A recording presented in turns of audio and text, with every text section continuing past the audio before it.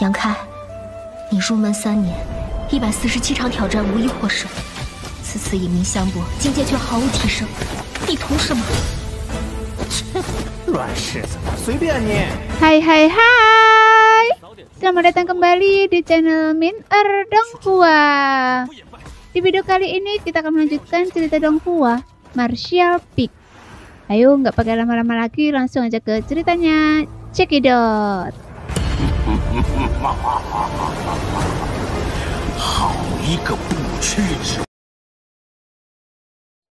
Mendengar apa yang dikatakan leluhur hantu, Yangke tersenyum masam.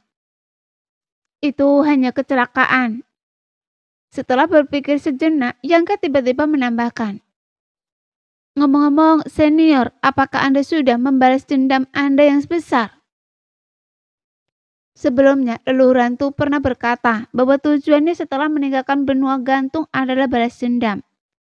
Sebelum pengasingannya di benua gantung, ia seolah dijebak oleh musuh yang kuat, yang berada di luar jangkauannya. Namun setelah naik ke alam raja kekosongan, dia bersumpah untuk membalas dendam masa lalunya. Sekarang, setelah bertahun-tahun kemudian, tidak jelas apakah keinginannya telah terpenuhi. Mendengar itu, ekspresi leluhur hantu menjadi gelap, dan setelah terdiam lama, ia menggelengkan kepala dan berkata, balas dendam saya bukanlah sesuatu yang mudah dibalaskan. Apa Anda ingin membantu saya?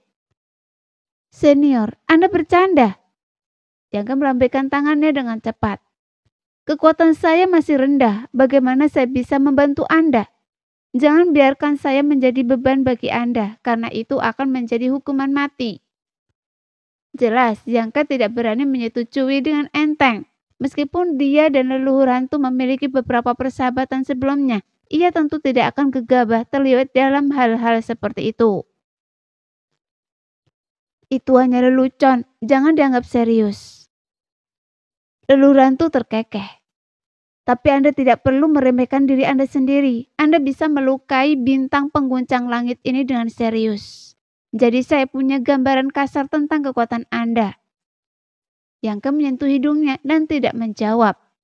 Saat kedua pria itu berbicara, binatang pengguncang langit disiksa tanpa ampun. Wajah-wajah hantu yang tak terhitung jumlahnya menerkamnya, melahap daging dan darahnya, menyebabkan tubuhnya mengerut. Namun sekeras apapun ia berjuang, ia tak dapat lolos dari tirai hitam yang menyelimutinya. Karena semua perlawanan sia-sia. Pada saat ini, jeritan binatang pengguncang langit perlahan-lahan meredam, dan perlawanannya semakin melemah. Setelah beberapa saat, binatang pengguncang langit akhirnya terdiam. Hanya wajah-wajah hantu yang tak terhitung jumlahnya yang tersisa, melolong dan melesat menembus tirai hitam. Pemandangan yang sangat mengerikan. Leluhur hantu mengulurkan tangannya dan tirai hitam itu langsung berputar, berubah menjadi panji hitam yang terbang kembali di tangannya. Melihat panji itu, Yangke tiba-tiba mengerti. Dia pernah melihat leluhur hantu memegang harta rahasia seperti panji hitam ini saat ia berada di benua gantung. Tetapi harta itu tidak pernah memiliki kekuatan seperti itu saat itu. Jelas, leluhur hantu telah menyempurnakannya melalui suatu metode yang tidak diketahui selama bertahun-tahun. Meningkatkan kekuatannya secara signifikan. Panji hitam itu berkibar kembali dan tirai hitam yang menutupi langit dan bumi lenyap. Hanya misalkan tubuh binatang pelompat langit yang menyusut. Angin bertiup dan bulu-bulu di tubuhnya hancur menjadi debu, memperlihatkan tulang-tulangnya. Tulang-tulangnya pun tampak rapuh dan di bawah tekanan eksternal perlahan-lahan berubah menjadi debu. Di tengah debu hanya tersisa sebuah benda bulat seukuran kepalan tangan, memancarkan kilau yang tak terjelaskan. Mata Yangke bersinar terang, tatapannya tertuju pada benda itu dengan intensitas yang membara. Leluhur hantu terkekeh, mengulurkan tangannya, menarik dan menjentikkan benda itu, kemudian benda itu terbang ke arah Yangke. Kalau Anda menginginkannya, tanyakan saja pada saya, apa yang perlu dipermalukan? Yangke sangat gembira dan mengambil benda itu di tangannya. Ia memegangnya di telapak tangannya dan memeriksanya sejenak, memastikan bahwa itu adalah inti dalam binatang pelompat langit yang mengejutkan. Benda itu juga sepenuhnya utuh. Energi yang terkandung di dalamnya sama sekali tidak bocor keluar. Kemudian dia tersenyum dan berkata, "Terima kasih senior. Ini milik Anda." Leluhur hantu tidak peduli. "Saya juga tahu Anda ahli dalam kekuatan ruang, jadi Anda tentu akan menjaga inti batin ini. Dengan itu saya yakin pencapaian Anda dalam kekuatan ruang akan semakin mendalam, kan?" Yangke tidak menyembunyikannya dan mengangguk. "Iya, tujuan perjalanan saya ke sini adalah untuk mendapatkan inti batin binatang langit yang mengguncang. Dan sekarang saya telah mendapatkan apa yang saya inginkan." "Anda cukup berani masuk ke tempat hantu seperti ini." Leluhur hantu menatap Yangke dan kagum. "Karena Anda mendapatkan apa yang Anda inginkan, saya ingin tahu apakah Anda bisa membantu saya mendapatkan keinginan saya juga." "Senior, adakah yang bisa saya bantu? Jika saya bisa, saya pasti akan melakukannya." Yangke dengan hati-hati menyimpan inti batin binatang langit yang mengguncang, lalu menatap leluhur hantu dengan sungguh-sungguh. Meskipun leluhur hantu tidak terlihat seperti orang baik, sejujurnya Yangke memiliki kesan yang baik tentangnya. Terutama setelah pertemuan ini, leluhur hantu tampak sangat mudah didekati dan ramah. Jadi Yangke ingin membalas budi. Lebih lagi leluhur hantu begitu kuat sehingga Ningguang pun waspada terhadapnya. Jadi membangun hubungan baik dengannya bukanlah ide yang buruk. Bagaimanapun seseorang tidak pernah tahu kapan mereka akan membutuhkan bantuannya. "Ya, ada tempat di mana saya membutuhkan bantuan Anda untuk masuk." Renung leluhur hantu. "Saya tidak berani masuk sendirian. Baiklah, ikuti saya." Leluhur hantu adalah orang yang lugas dan dengan itu ia memimpin jalan. Yangke mengulurkan tangan untuk menopang Sui Yue, membiarkannya bersandar lebih aman dan buru-buru mengikutinya. Selama percakapan santai mereka, Yangke menyadari bahwa leluhur hantu telah berencana untuk mengikutinya sejak ia melihatnya sebelum memasuki Tanah Hilang. Lagi pula, Tanah Hilang penuh dengan celah spesial dan hanya mereka yang menguasai kekuatan spesial yang dapat bervanigasi dengan aman di sana. Kebetulan, leluhur hantu tahu Yangke cukup mahir dalam kekuatan spesial. Jadi leluhur hantu awalnya berencana mencari kesempatan untuk menculik Yangke dari Ningguang dan Lolan, lalu membawanya bersamanya untuk menjelajahi Tanah Hilang. Namun saat memasuki area tersebut, ia tidak dapat langsung menemukan Yangke. Ia hanya samar-samar menebak arah Yangke, jadi ia memang mengikutinya. Namun sesuatu yang tak terduga terjadi dan ia kehilangan jejak Yangke. Baru saja Yangke tiba-tiba muncul dari celah gampang dan muncul di hadapannya. "Jadi sepertinya senior dan saya cukup terhubung." Yangke tertawa terbahak-bahak setelah mendengar penjelasannya. Bagaimana mungkin ada hubungan yang tak terhitung jumlahnya antara celah gampang dan Tanah Hilang?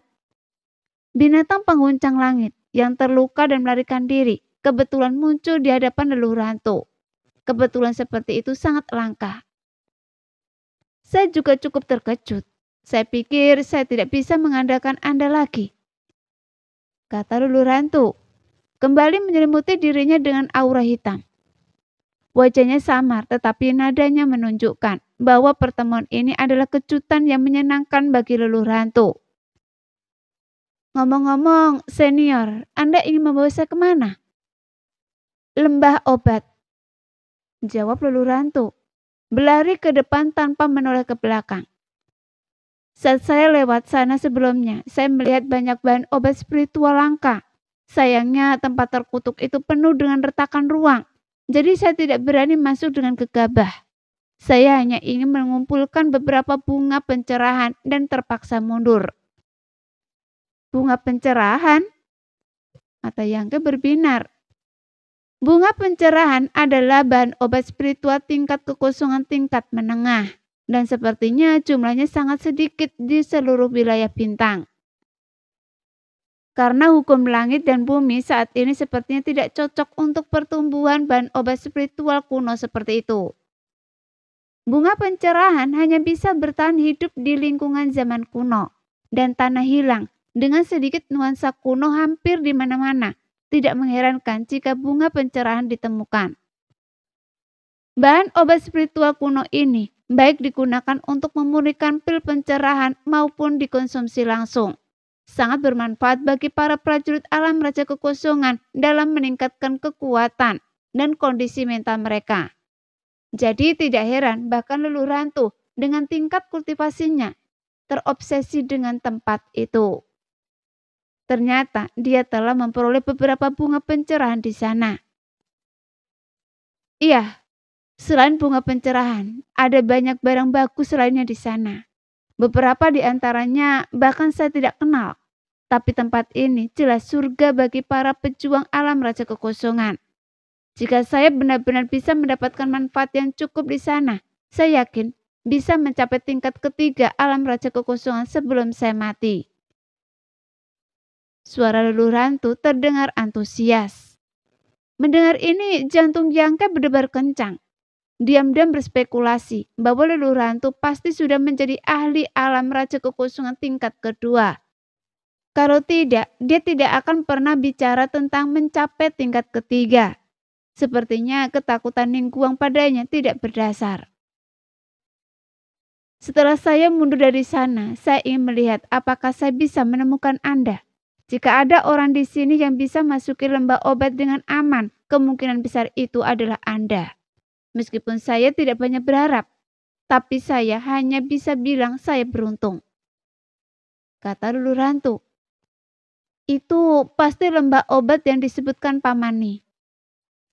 Tepat saat leluhur hantu selesai berbicara, suara Sueyue bergema dari belakang Yangke. Suaranya masih sedikit lemah, tetapi dia terdengar baik-baik saja. Apakah Anda sudah bangun?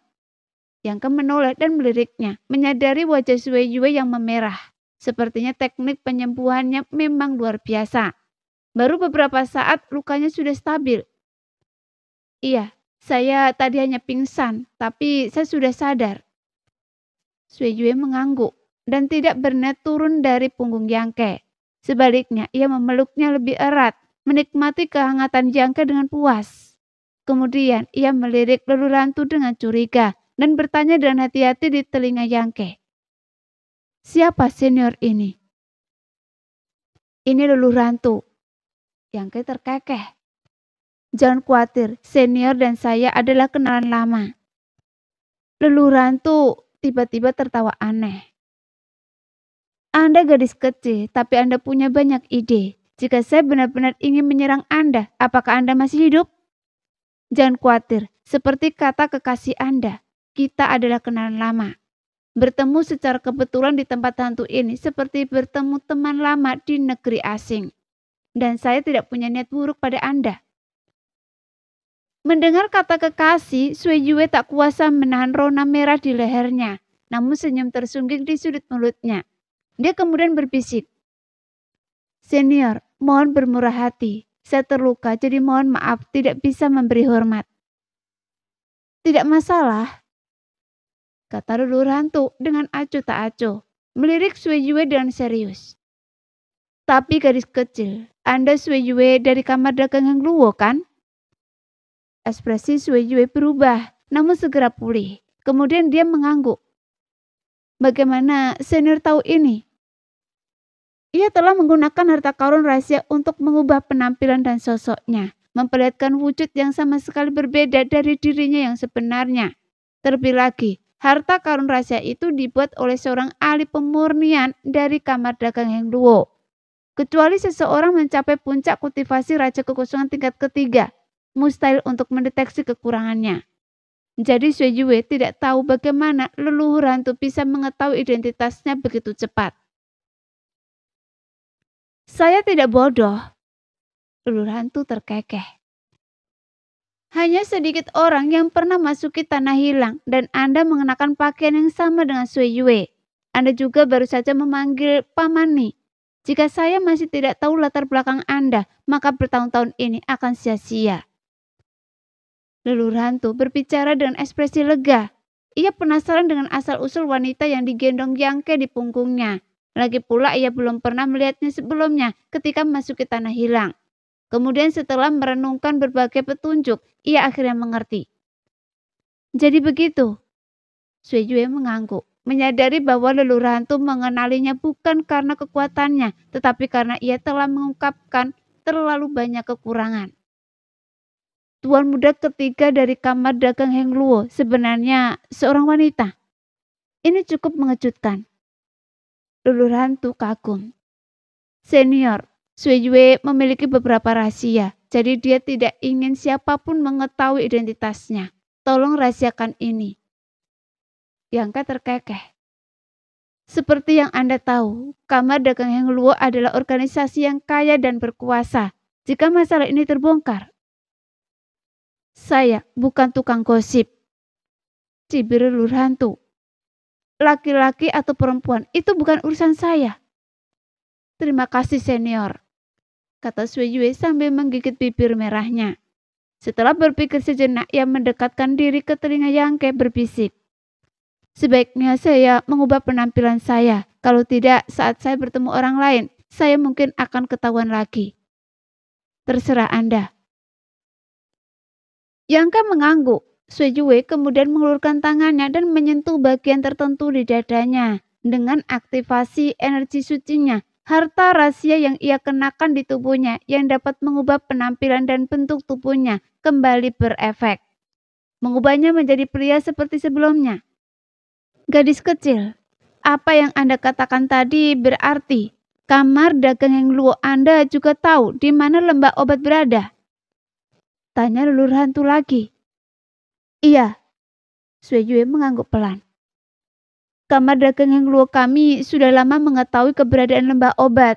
Setiap kali tanah hilang dibuka, akan ada orang yang datang ke sini. Dan terkadang kami akan mendapatkan beberapa keuntungan. Namun karena terlalu banyak celah spesial di tempat itu, kami tidak berani masuk terlalu dalam.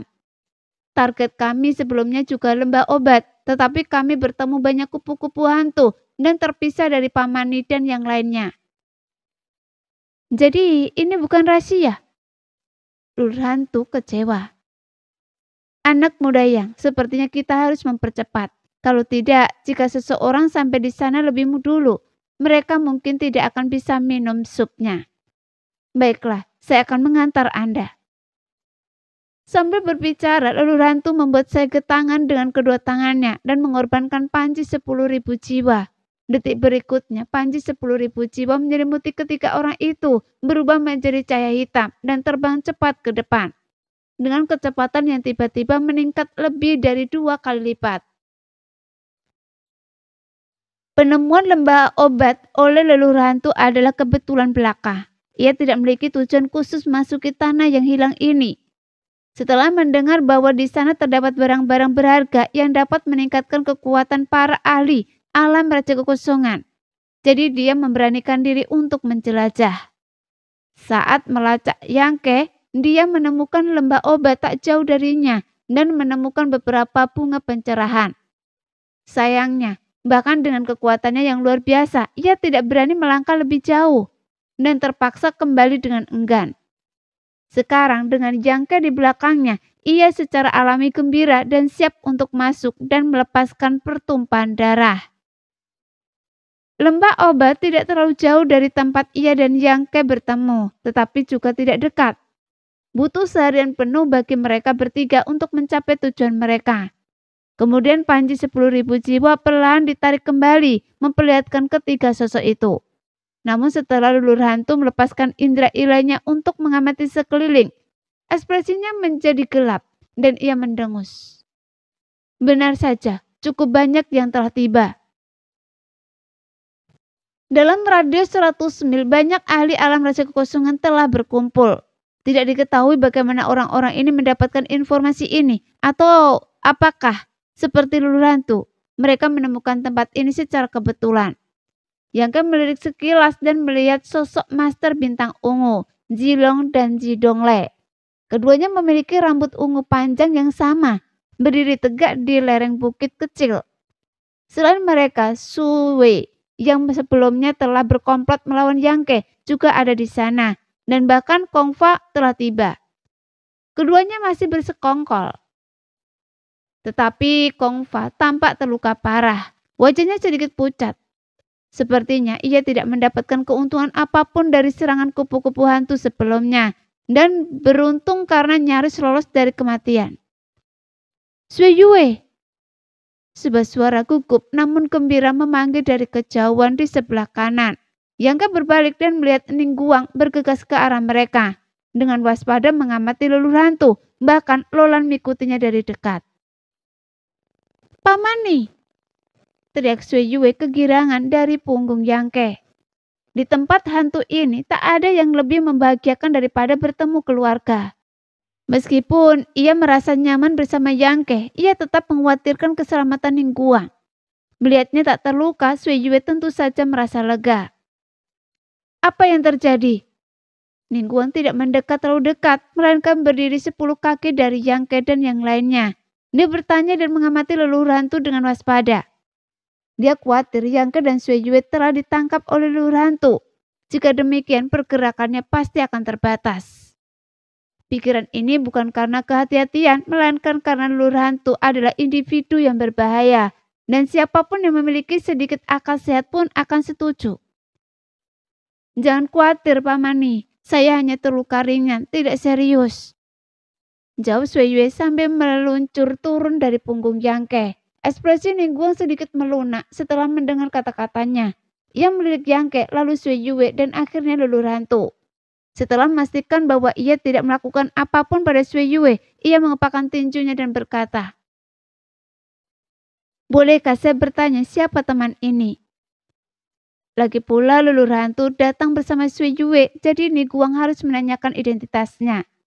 Leluhur hantu tertawa aneh dan menusuk. Anda tidak perlu menanyakan nama atau latar belakang saya, dan saya tidak berniat bergabung dengan Anda. Bawalah keturunan Anda dan lakukan apa yang perlu Anda lakukan, dan jangan ganggu saya. Dia bersikap seolah-olah tidak menganggap serius Ningguang. Nadanya arogan dan menjengkelkan. Yangke menyentuh hidungnya sehingga wajah Ningguang sedikit muram dan ia mendengus ekspresinya sangat tidak senang. Bagaimanapun dia memegang posisi tinggi di kamar dagang Heng Luo dan terkenal di seluruh wilayah Bintang. Mereka yang kekuatan dan kultivasinya lebih rendah darinya selalu menghormatinya. Bahkan mereka yang berada di alam yang sama, kecuali beberapa orang seperti Zilong, tidak berani bersikap kasar padanya. Jadi kata-kata leluhur hantu jelas membuatnya kesal. Jadi dia langsung kehilangan minat pada percakapan itu dan berkata kepada Sui Yue dengan wajah dingin. Ayo pergi. Sui Yue membuka mulut seolah ingin mengatakan sesuatu, tetapi akhirnya tetap diam. Ia hanya melirik Yangke dan berkata, hati-hati. Yangke tersenyum dan mengangguk. Anda juga. Dalam situasi saat ini, ia tidak bisa lagi tinggal bersama Sui Yue, karena Sui Yue pasti akan tinggal bersama Ningguang. Sementara ia akan bepergian dengan leluhur hantu. Yangke, Anda tidak ikut? Lolan bertanya dengan heran, seolah merasakan sesuatu. Yangke menggelengkan kepala, merenung sejenak lalu berkata, saya ada urusan dengan senior ini, senior Luo. Saya khawatir perjanjian kita sebelumnya harus dibatalkan. Jika ada kesepakatan di masa depan, saya akan menebusnya. Jadi begitu? Lolan tersenyum. Tidak apa-apa, kali ini salah saya karena tidak sepenuhnya siap. Dan saya telah menjadi beban bagi Anda. Sekarang Anda punya seseorang untuk membantu Anda, maka semoga Anda beruntung. Dia tampak sangat santai. Dia tampaknya tidak menyalahkan Yangke karena tiba-tiba berubah pikiran dan tidak bergabung dengannya. Jika Anda mencoba mendapatkan kulit harimau pasti akan berakhir buruk. Pikirkan baik-baik. Ningguang menatap Yangke dengan dingin, memberi peringatan halus. Terima kasih atas perhatian Anda senior, saya mengerti. Yangke mempakaikan tinjunya. Leluhur hantu tertawa aneh di sampingnya tampak semakin seperti orang jahat. Ningguang dan Lolan mengantar Sui Yue kembali ke tujuan awal mereka. Dalam perjalanan, Ningguang tentu saja bertanya tentang perpisahan mereka, tetapi Sui Yue tidak banyak bicara. Dia hanya memberi tahu Ningguang bahwa dia dan Yangke telah berusaha keras untuk melarikan diri dari kupu-kupu ilusi dan kemudian bertemu dengan leluhur hantu. Mengenai apa yang terjadi di celah kehampaan, Sui Yue tidak berani memberitahu siapapun. Apakah pria ini disebut leluhur hantu? Ningguang bertahan kening. Kenapa saya belum pernah mendengar sosok seperti itu di wilayah bintang? Penatua Luo, pernahkah Anda mendengarnya? Saya juga belum pernah. Roland menggelengkan kepalanya. Aneh, bagaimana mungkin seorang raja kekosongan tingkat kedua yang kuat tetap begitu tidak dikenal? Apalagi auranya begitu unik. Ningguang tak habis pikir mengapa ia belum pernah mendengar tentang leluhur hantu sebelumnya. Seolah-olah pria ini muncul entah dari mana tanpa peringatan. Namun tetap saja mencengkangkan. Pamani, ada apa di sini? Tanya Sui Yue mengganti topik pembicaraan di saat yang tepat. Situasinya tidak optimis. Ningguang melirik ke depan. Si brengsek Kong Fa itu mengikuti saya dan tetua Luo sampai ke lembah obat ini. Setelah tiba, dia menggunakan teknik rahasia untuk memanggil Sue juga.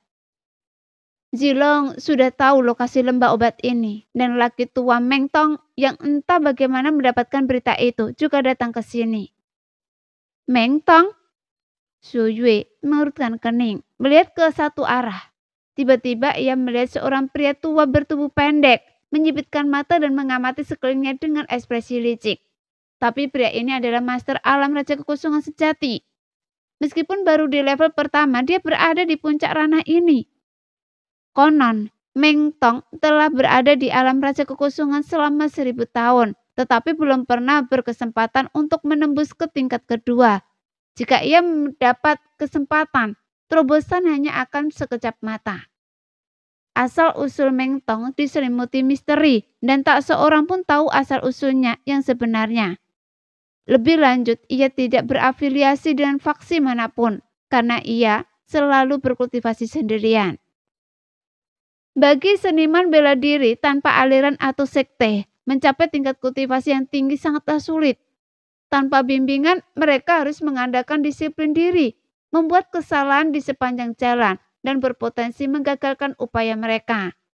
Lebih lanjut, seniman bela diri yang tidak berafiliasi ini kekurangan sumber daya, dan harus mengandalkan diri sendiri untuk menemukan semua yang mereka butuhkan untuk kultivasi, yang membuang banyak waktu. Oleh karena itu, seniman bela diri seperti itu umumnya hanya sedikit orang yang bisa mencapainya. Jadi bisa mencapai tahap alam kembali kekosongan dianggap sebagai pencapaian yang signifikan. Namun, Meng Tong telah mencapai alam raja kekosongan.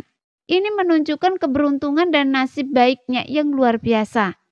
Ditambah dengan ketekunan dan pemahamannya yang telah memungkinkannya mencapai tingkat pencapaiannya saat ini.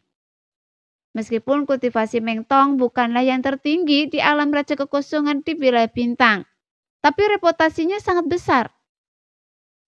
Para seniman bela diri independen ini yang sebagian besar sudah mengaguminya, menganggapnya sebagai panutan dan panutan.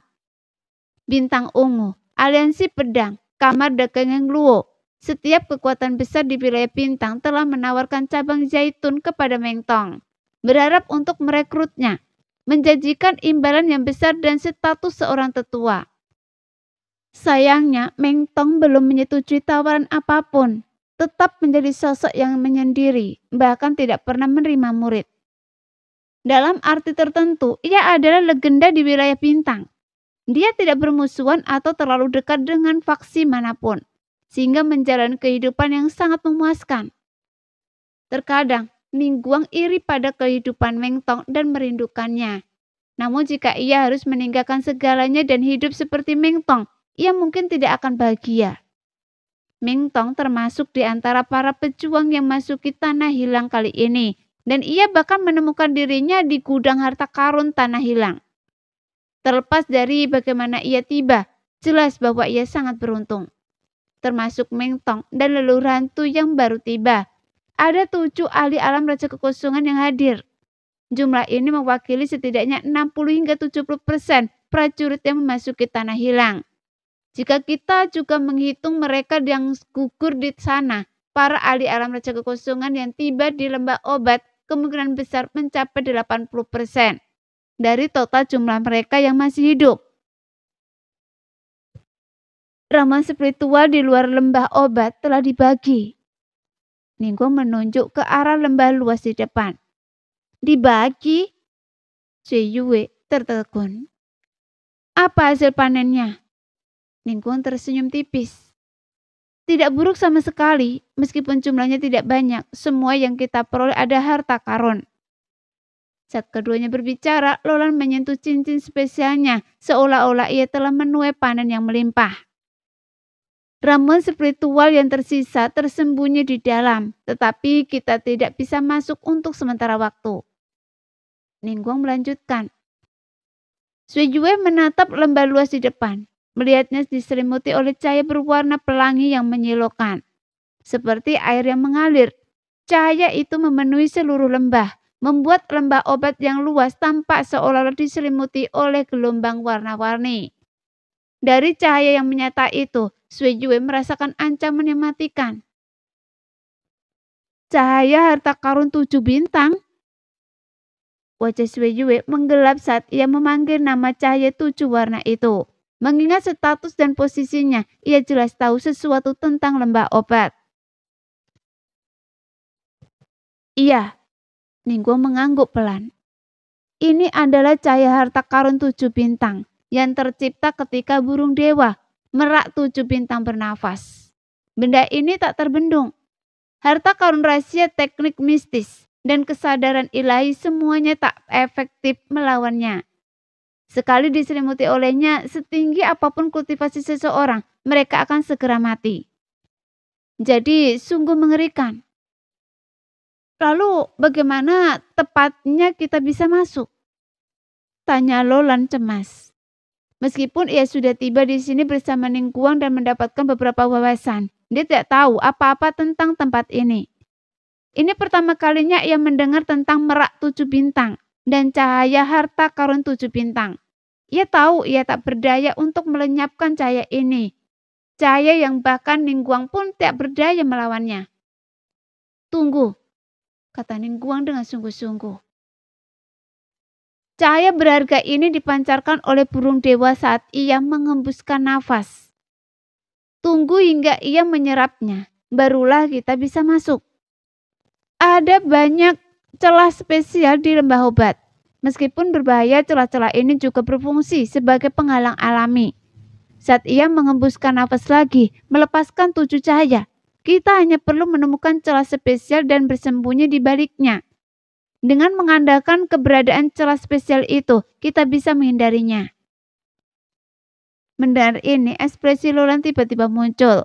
Saat ia menjelaskan, alis Ningguang tiba-tiba berkerut dan ia menatap Sui Yue dengan ekspresi serius. Ada apa? Sui Yue tampak tertegun, tapi Ningguang tetap diam. Alih-alih berkonsentrasi pada sehelai rambutnya. Setelah beberapa saat, ia mendengus dingin, menggertakkan gigi dan menggeram. Tercela. Sambil berbicara, ia menjentikkan jarinya dan melepaskan aliran energi murni menyerang Sui Yue. Sui Yue berdiri diam menghadapi serangan mendadak Ningguang. Ia yakin Ningguang tidak akan melukainya. Paman Ni pasti punya alasan untuk melakukannya. Dengan suara mendesing, embusan angin kencang menerpa kepala Sui Yue. Namun sebelum serangan itu mencapainya, seberkas energi hitam tiba-tiba melesat dari rambut Sui Yue. Berputar-putar kecil di udara sebelum melesat seperti anak panah dari busur menuju posisi leluhur hantu.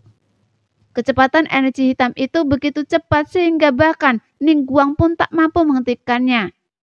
Dia dapat dengan jelas melihat bahwa energi hitam itu menyerupai wujud manusia, dengan wajah terdistorsi seperti hantu. Energi itu sempat bersembunyi di rambut Sui Yue, tetapi karena warnanya juga hitam dan auranya begitu halus, bahkan ia pun tak langsung menyadarinya. Saat ia menyadarinya sudah terlambat. Energi hitam itu dengan cepat mencapai leluhur hantu, yang di tengah tawanya yang aneh, membuka mulut dan menelan energi hitam itu. Tidakkah Anda pikir tindakan Anda tak tahu malu? Ningguang melototi leluhur hantu dari kejauhan. Leluhur hantu melanjutkan tawanya yang aneh. Tindakan saya tidak pantas dikritik orang lain. Wajah Ningguang menggelap. Ia menatap leluhur hantu cukup lama sebelum melambaikan tangannya dan berkata, saya tidak akan berdebat dengan Anda sekarang dan saya pasti akan belajar dari Anda lain kali. Meskipun ia tidak keberatan dengan manipulasi leluhur hantu terhadap Sui Yue, sekarang jelas bukan waktu yang tepat untuk terlibat dalam perkelahian. Saat konflik berlangsung, Zilong yang tidak jauh darinya telah menyaksikan dengan penuh minat, tampak bersemangat untuk melihat pertarungan antara dirinya dan leluhur hantu. Tentu saja Ningguang tidak akan membiarkan ini terjadi. Terlebih lagi dengan penglihatannya yang tajam, ia dapat melihat bahwa manipulasi leluhur hantu terhadap Sui Yue tidak melukainya, tetapi hanya dimaksudkan untuk mengupingnya. Setelah itu, ia berbalik dengan tegas ke arah lembah obat. Yang Ke, apa Anda mendengar semua yang baru saja mereka katakan? Bisik leluhur hantu kepada Yang Ke dari seberang. Saya mendengarnya. Yang Ke tampak terkejut. Senior, kapan Anda meninggalkan benda itu pada Sui Yue? Jelas Sui Yue digendong di punggungnya sepanjang waktu. Dia tidak menyadari tindakan leluhur hantu. Saat saya memberi Anda inti batin binatang langit yang mengejutkan. Leluhur hantu menyeringai. Apa? Apa saya melakukan itu dan Anda marah pada saya? Bukan begitu. Yang Ke terkekeh. Saya hanya merasa senior benar-benar berpandangan jauh ke depan. Leluhur hantu tertawa. Jangan coba-coba menyanjung saya. Saya selalu sendirian, jadi saya harus waspada. Karena Anda sudah mendengar apa yang baru saja mereka katakan, maka saya akan mengandalkan Anda. Saya akan melakukan yang terbaik. Yang Ke mengangguk. Tidak melebih-lebihkan. Di luar lembah obat hening sejenak. Para ahli alam raja kekosongan menunggu dengan tenang. Seperti Zilong, Ningguang tahu apa yang harus dilakukan selanjutnya. Meskipun Kong Fa, Sue, dan Meng Tong mungkin agak bingung dengan tempat ini. Mereka semua adalah ahli alam raja kekosongan yang memiliki kemampuan observasi dan analisis yang luar biasa. Sekalipun mereka tidak tahu cara masuki lembah dengan aman, mereka akan dapat menemukan petunjuknya begitu Ningguang dan Zilong bertindak. Sue sering melirik ke arah Yang Ke, sangat penasaran tentang bagaimana Yang Ke dan Sui Yue berhasil selamat dari kawanan kupu-kupu ilusi. Ia telah menggunakan keduanya untuk menawan kawanan kupu-kupu ilusi saat melarikan diri, karena yakin kedua anak muda itu akan celaka. Namun beberapa hari kemudian ia melihat mereka muncul kembali tanpa cedera. Sue hanya bisa mengaitkan keselamatan mereka dengan leluhur hantu yang datang bersama mereka, karena ia percaya bahwa leluhur hantu telah muncul dan menyelamatkan mereka. Waktu berlalu, sekitar 1 jam kemudian, suara aneh tiba-tiba terdengar dari suatu tempat jauh di dalam lembah luas di depan. Kedengarannya seperti tarikan nafas sesuatu yang tertidur. Suara itu menggelegar, seperti guntur, seperti ketukan drum, tumpul dan menggetarkan jiwa. Hampir semua penguasa alam raja kekosongan membeku kaget saat mendengarnya. Ningguang, Lolan, Zilong, dan yang lainnya bahkan lebih bersemangat. Diam-diam memobilisasi esensi suci mereka. Saat berikutnya, sesuatu yang tak terduga terjadi. Dari lembah yang tadinya damai, angin kencang tiba-tiba bertiup, menyapu dari luar, menyapu jauh ke dalam lembah. Bersama dengan itu, suara tarikan nafas semakin jelas. Bersamaan dengan tarikan nafas itu, cahaya harta karun 7 warna yang menyelimuti lembah seolah ditarik kembali oleh sesuatu. Surut bagai air pasang ke kedalaman lembah. Dalam sekejap mata, pemandangan di luar lembah terekspos ke pandangan semua orang. Pada saat itu, Ningguang, Lolan, dan Zilong, 3 penguasa alam raja kekosongan beraksi. Layaknya anak panah yang melesat dari busur, mereka mengejar cahaya harta karun 7 terang yang surut dan langsung menyerbu ke lembah. Melihat pergerakan mereka, Kong Fa, Sue, dan Meng Tong yang sedari tadi menonton dari pinggir tak kuasa lagi menahan diri. Mereka melepaskan jurus mereka, berubah menjadi aliran cahaya dan melesat ke berbagai arah. Leluhur hantu juga tertawa terbahak-bahak, memanggil Panji 10.000 jiwa, membungkus jangka di dalamnya, dan menyerbu ke depan. Kultivasinya sangat mendalam.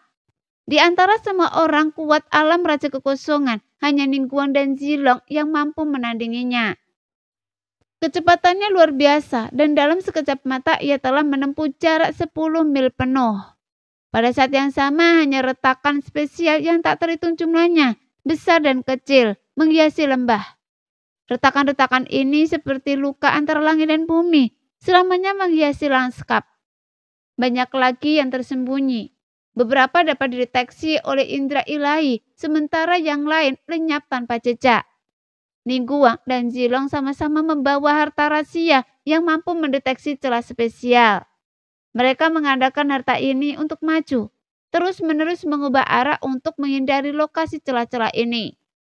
Para kultivator Raja Kekosongan lainnya tanpa persiapan mengerahkan kesadaran ilahi mereka semaksimal mungkin untuk menghindari bahaya. Sekian dulu cerita kali ini, kita lanjut lain hari ya guys ya. Bye-bye.